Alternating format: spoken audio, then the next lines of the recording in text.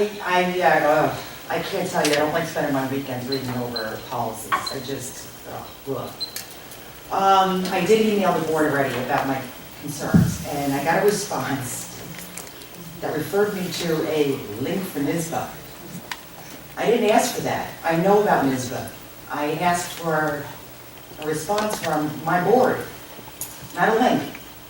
For the life of me, I don't understand how this board voted on removing existing policy without discussion on new policy. Who does that? It's obscene to me. It's just obscene. The new policies that are in place, I don't know where the origin lied. I don't know what the thought concept was, but it violates so many rights in so many different ways that I really think you're going to be opening up yourselves to an awful lot of trouble.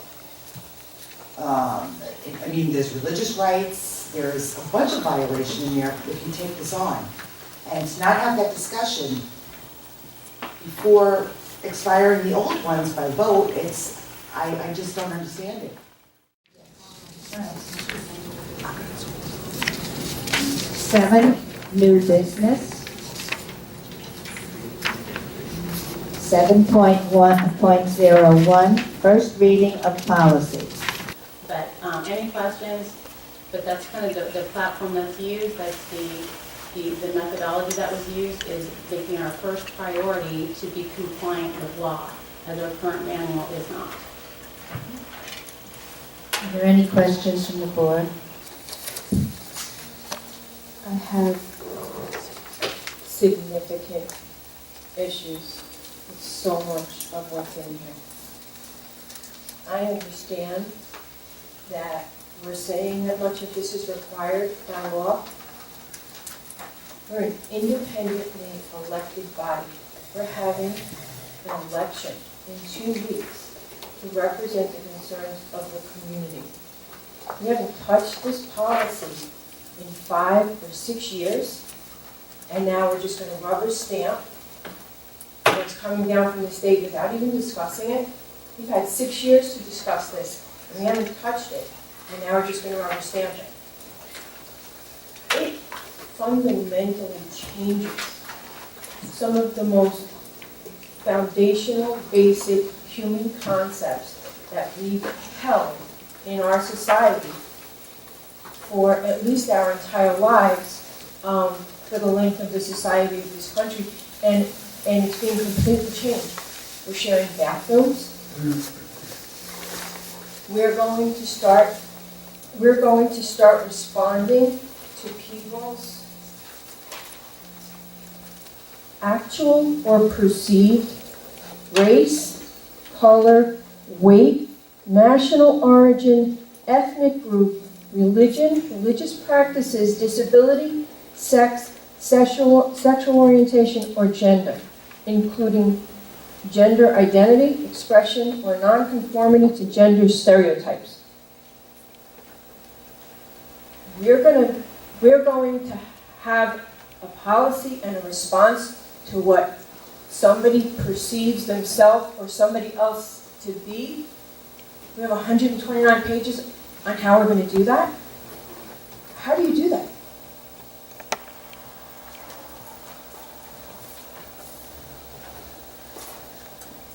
I have a significant concern with the fact that we're making lists of people that we're going to protect. Why do we need a list? What does that say about the people who aren't on the list? Everybody should be protected. We're creating victim classes and protected classes.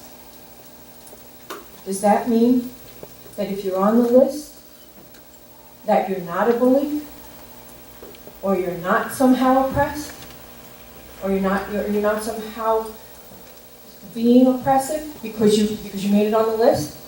If you're not on the list, does that mean you automatically discriminate because you're not on the list of people who shouldn't be discriminated against?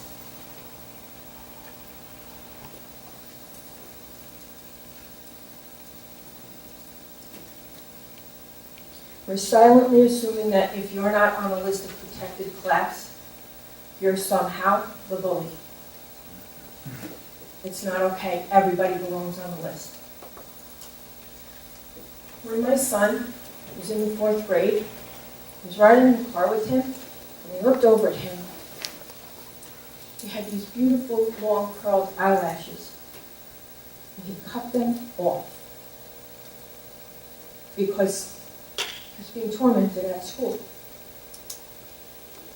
There's no mention on the list of kids who cut their eyelashes off to be protected from bullying or discrimination.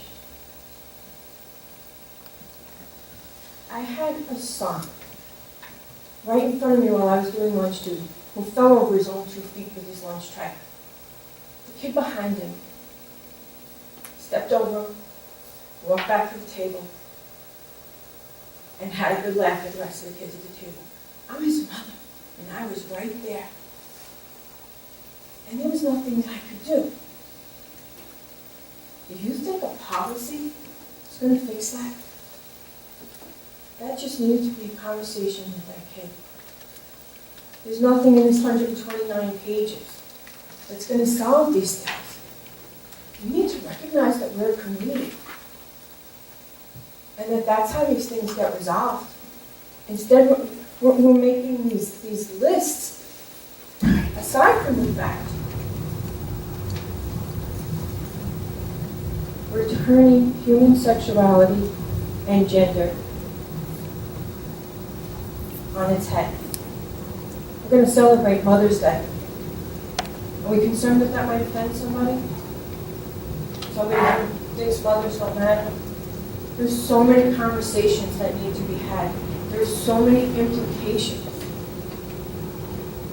We say we're going to protect religious people and their value, people who espouse a certain religious ideology, and it completely conflicts with the concept of men and boys in the girls' bathroom.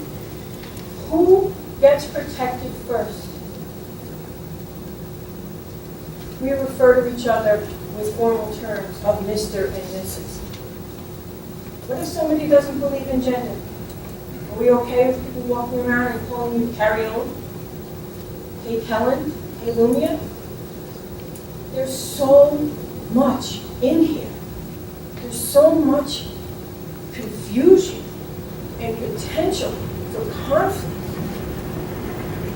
These policies don't resolve division.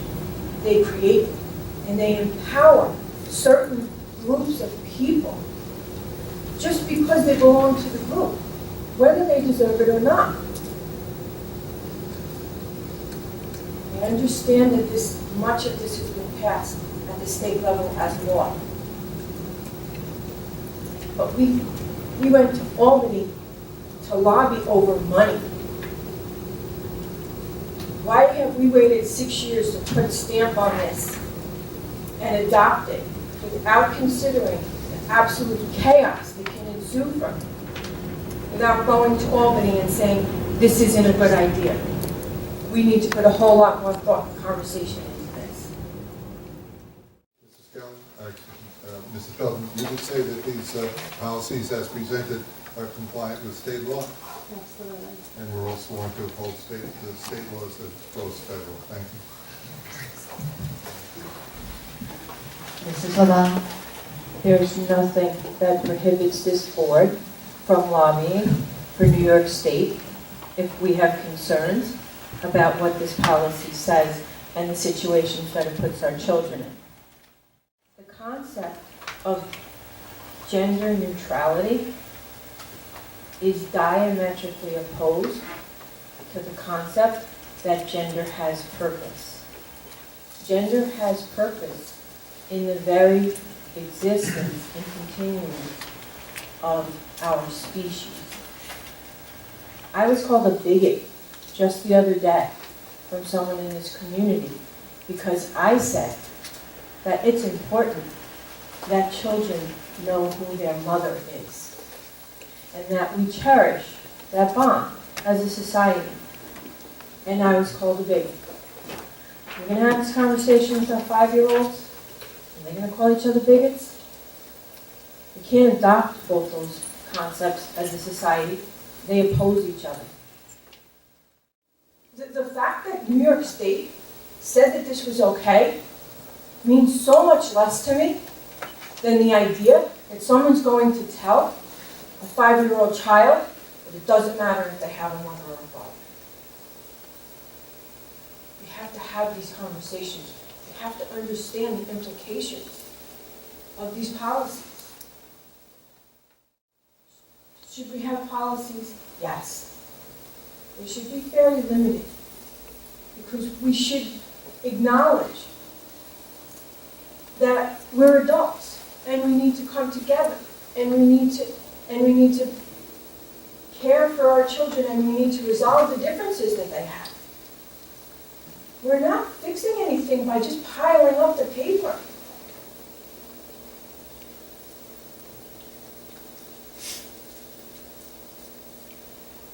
We need to remember that we're human beings and we need to interact with each other, and putting it on paper isn't fixing it. And certainly putting it on paper in such a way that we're adopting the most conflicting of fundamental human concepts, that's why there's so much paper here. Because when you start to do that, you just have to keep going.